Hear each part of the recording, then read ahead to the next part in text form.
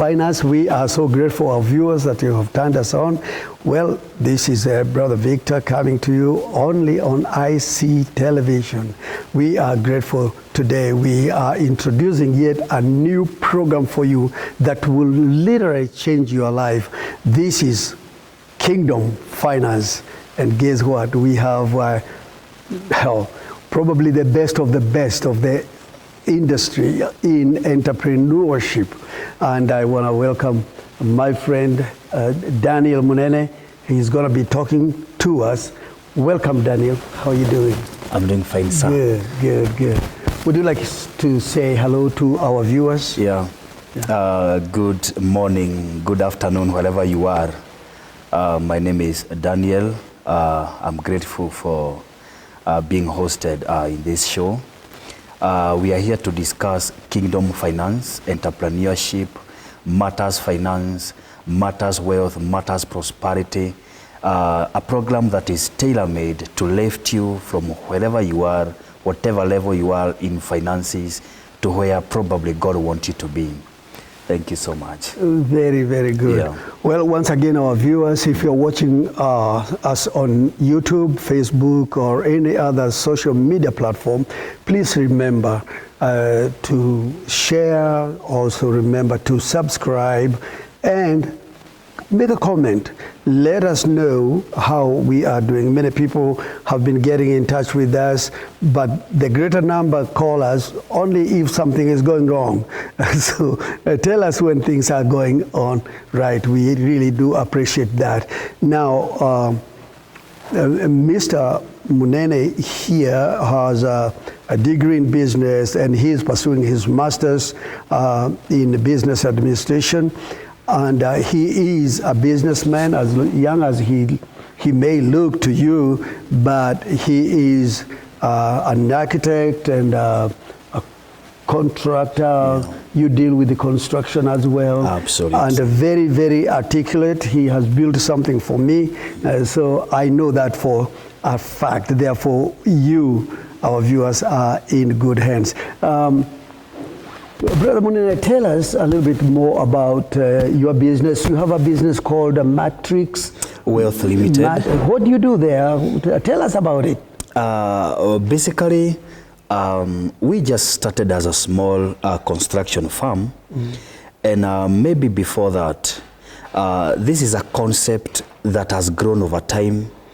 It has been evolving from stage to stage, until starting as a small businessman way back when I was in second year at JKUAT, growing up in business, changing from this one fails, I start another one, I graduate, I go through terrible financial crisis, learning things firsthand, not reading them from book. Actually, most of the things I read from books, it is just a verification of something I learned hard on when I was going through this tough situation, this crisis and the other, until I came to a point of realizing that something is building up in me that can be formed into a corporation or into a business.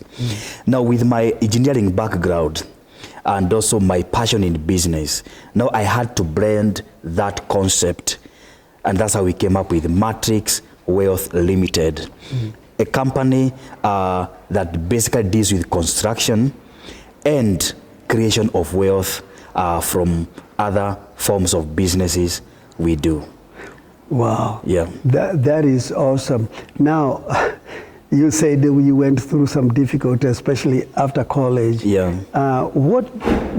During college time, say like, well, this is your fourth year. Yeah. You are ready for your degree. Yeah. And are you looking forward by the time you graduate to be employed, or you are looking forward by the time you're graduating to go become an entrepreneur, start your own business? Or what were you envisioning at the time between the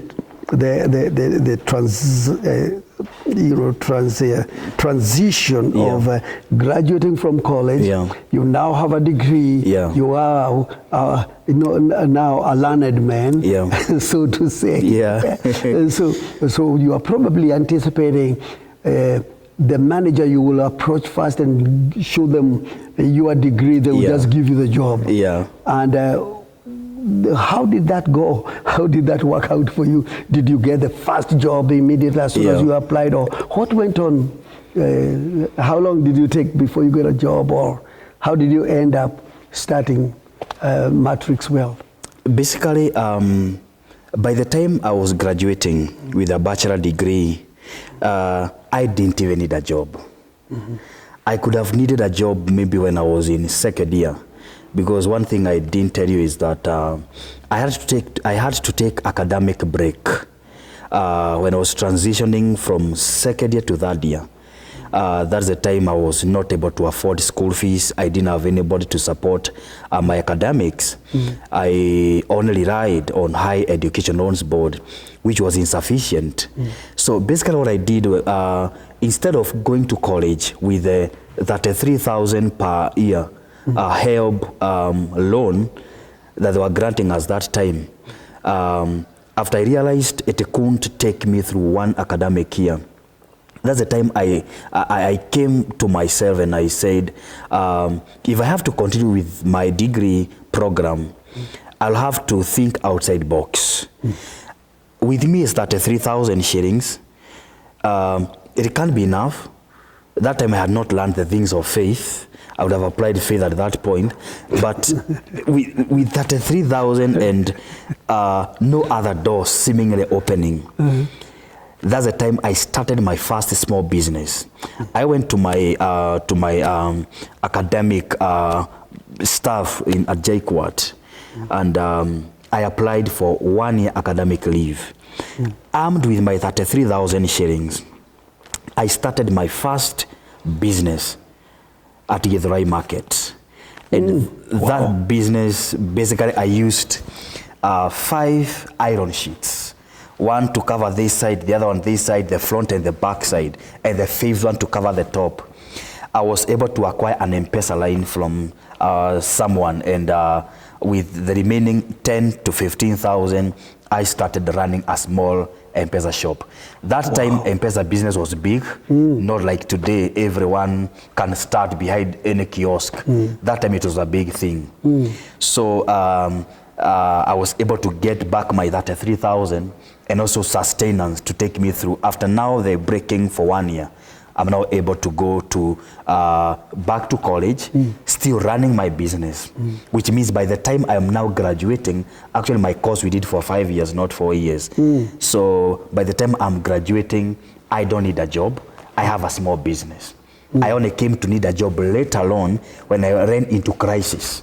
The crisis I talked to you before. I lost a lot of money. I lost a lot of stuff. I went down.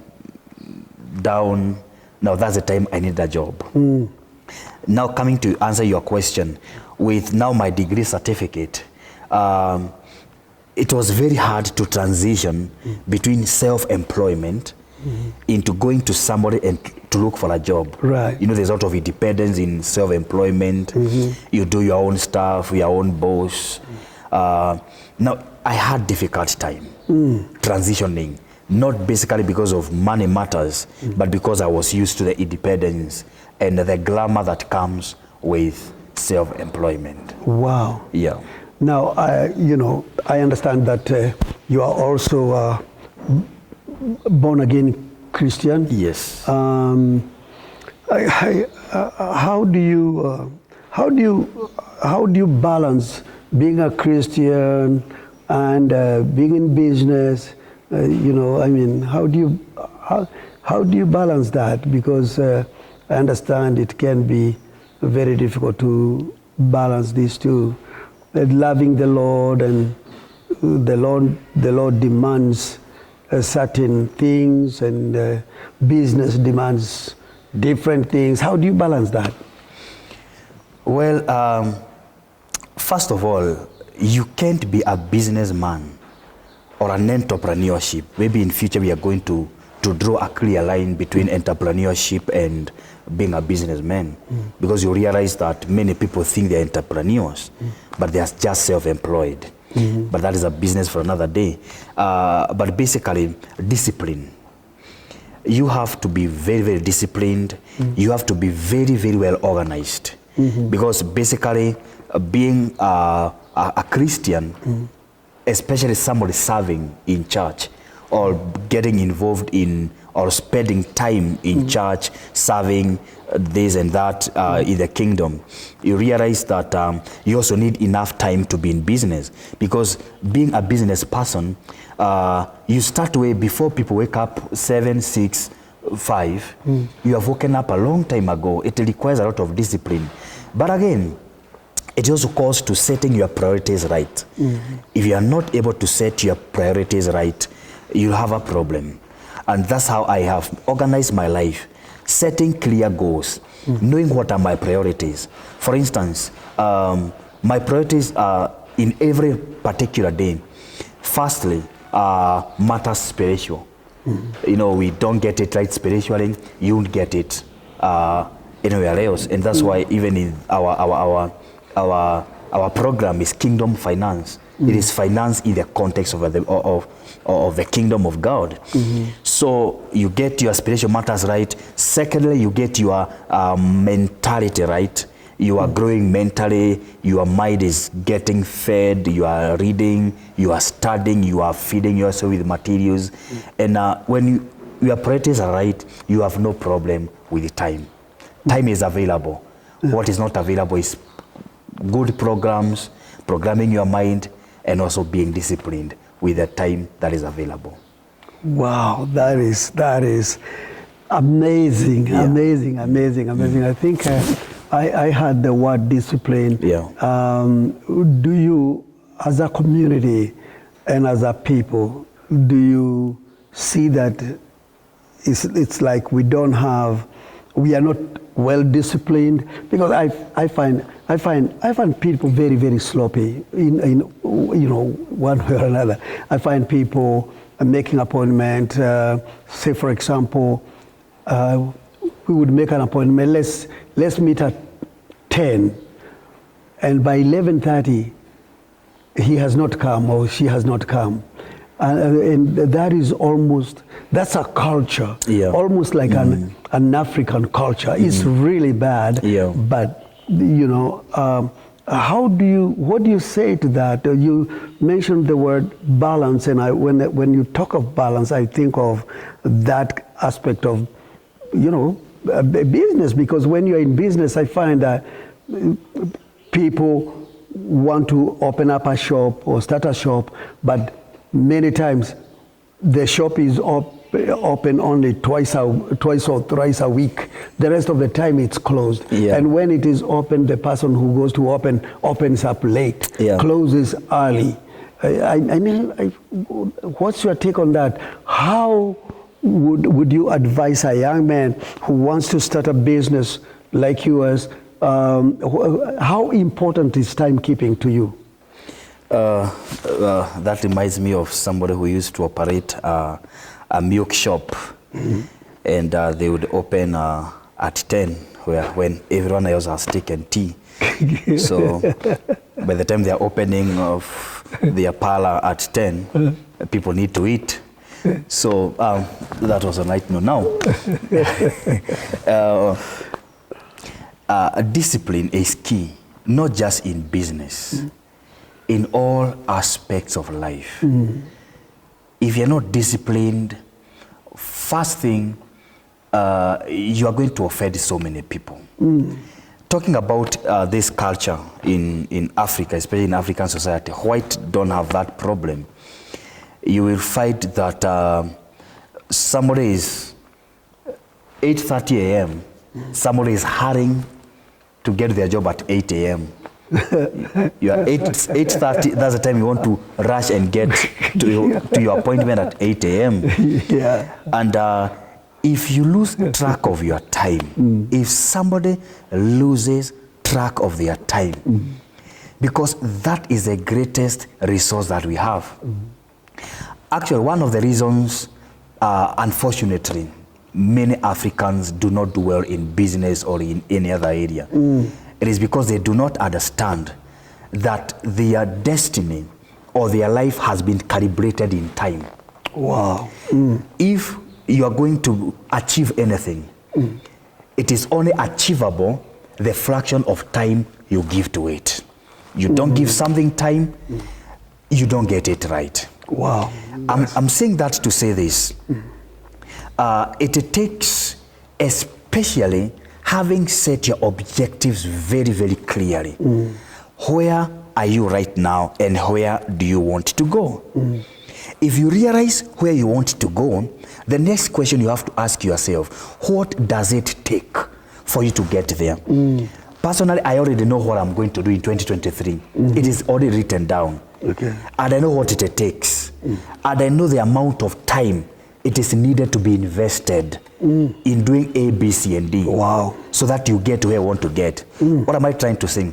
Most of the people or young men or young women or young business persons or business people at large, they just go without necessarily knowing where they are going. Them is a routine. If you want to know, unless you break from a routine, that all you need is to get out, go open your shop, get a few thousands or a few hundreds, come back home, eat, drink, sleep.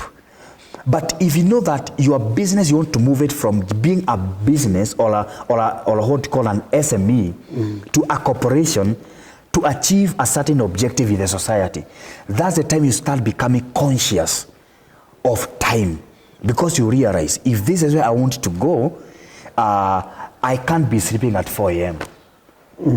I can't be sleeping 8 o'clock in the night. Come on. Because business takes time, and that time is what you give it to you. Let me close that question by saying this. Anything that grows, there is what it takes from you. Be it a ministry like this, be it a business, be it a family. If it has to grow, it has to take something from you. It draws from you. And most of what it draws from you is your time. It needs time. Think about it, put your minds there, focus on it, set your objective clearly. With set objectives, you won't have problem with being time conscious and being disciplined with time. Wow, so there is an importance of being cognizant of how time management works, so that you don't get into that problem of not keeping time and stuff like that. Have you ever been late to a very important appointment, and say like you are called to go and negotiate a job or and have you ever been very, very late, and did you get the job? Or can you give us an instance where you probably, because you didn't keep time, you didn't get the job or something, and so something that was very, adverse happened, something negative, and then you tell us something positive that will go with it towards time management. All right.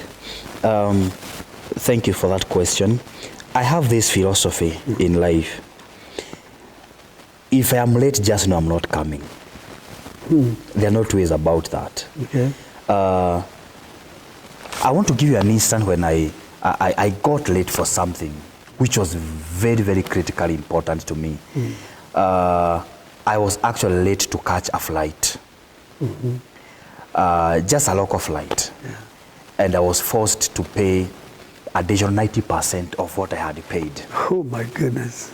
And on top I hate that. Yeah, and on top of that, the person who I was traveling with actually is a little bit Americanized. They come from the US. We were going to Mombasa to do a site visit, and they were so much offended. And well, I still got the job, but they were very, very suspicious. I had to work extra hard to persuade them that you will carry out the program. That actually I'm an honest person, because they said if you can't be honest on time, how do I know you're gonna do it? How will you be honest with money? My goodness! And of course, time is money. Yes. Time is resources. It's a very important resource. And that's why I learned from them. Then I heard of a story of a certain white, this is a true story, of a certain white man who had invited a certain pastor of a ministry I'm not going to mention because this is a national television. It's not necessary. And that person is invited for by a white man, and this white man wanted to bless this person. So the white man, of course, arrived on time, and this man came 35 minutes later. My goodness. And this guy said, you know who invited him? You know I have what it takes to change your life. Wow. But you took it lightly. You took it for granted. You took it for granted. You didn't care. You didn't care. And to cut the long story short, all what that man benefited from was a free lunch. That's it. Man, that's all. That's it. Now, when this man was telling us the story, he says this, I had invited that man to ask him one question. What does it take to take your ministry to the next level? My goodness. And he was ready to put in money. Yeah. But he said, if you can't manage time, you can't manage anything else. Because seriously, you need time to manage other things. My goodness. You need time to manage money. Yeah. So if you can't manage time, you don't have what it takes to manage money. You don't have what it takes to manage a corporation. Because it takes time to manage this. So if you can't manage what it takes to manage the other, the converse is true. You don't have what it takes to manage anything. And that's why when people begin to understand how important time is, I was discussing this with another person before now I come to the positive aspect of it. When I was very early for an appointment and I ended up benefiting from that. If somebody sleeps 12 hours a day, it means if that person lives 70 years, he'll have slept 35 years. Wow. And only worked for 35 years. That's a tragedy. That's a tragedy. Okay. So what we are saying, we need to sleep. One of the aspects of a business person is that this person needs leisure. They need to spend time with family. They need to go out on a holiday. They need to they need to do other things. They need to go to church. Okay. They need to spend time with friends. But it comes back to just one aspect, discipline, self-control. Do you know when to say enough? Do you know when to say, I have watched enough of that movie? Or must you watch the series 1, series 2, series 3, and so forth? Self-control means the ability to say enough. Yes. I'm spending 25 minutes with you, enough. Yes. Not going up to 50, consoling yourself that it was interesting. So it takes discipline. Yeah, I think that's my take. My goodness, that's so interesting. You are talking all this, and I'm thinking about that guy who really lost a great opportunity to be blessed. Yes. And it's not just a Muzungu that can do that. Yeah. Even us, we are here. We have some of us have a lot of money. Yeah. And if you show me you don't respect the time we set, in fact, the lack of time keeping, to me, it means many different things. Number one, you don't respect me. Of course. You don't respect my time. Yes. So you can come anytime you want, while I just sit there and wait. Many times, if I make an appointment with you and you don't show up, you'll find me gone. And I find a culture, and we may apply this some other time, especially lying. Yes. I find someone, you are visiting somebody, and you are given a cup of tea, and someone calls you, are you still coming? And you are drinking a cup of tea. On the way. You are sitting down and you say, I'm on the way. That's a lie. Yes. I don't know. I don't know whether we as Christians are allowed to lie a little bit. Economical with truth.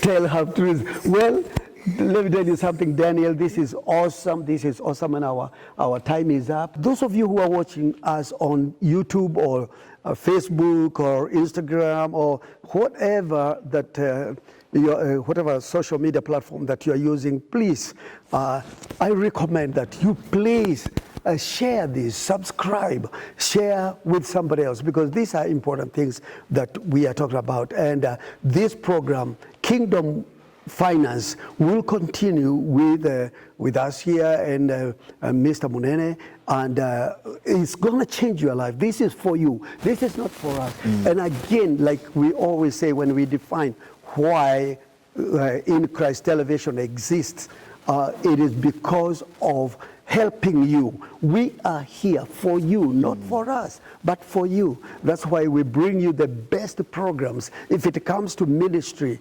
preaching, we bring to you high quality ministers that will minister to you the truth of God's word without compromise. And when we bring people of business, we want men and women of great integrity that share with you great importance. Now, if this program has been a benefit to you or a blessing to you, there is a till number on your screen, so please use that till number.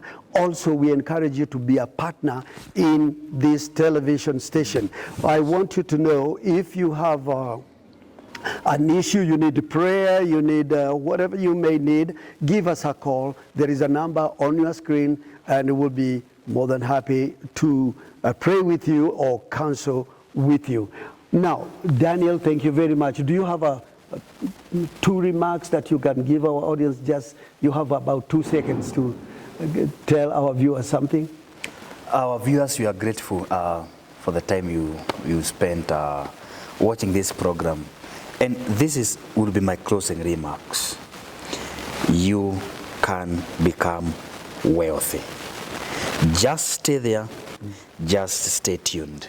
This program will change your life. You're going to learn very great principles that are applicable in your life, that you can directly apply, and you're going to see results. We want you productive.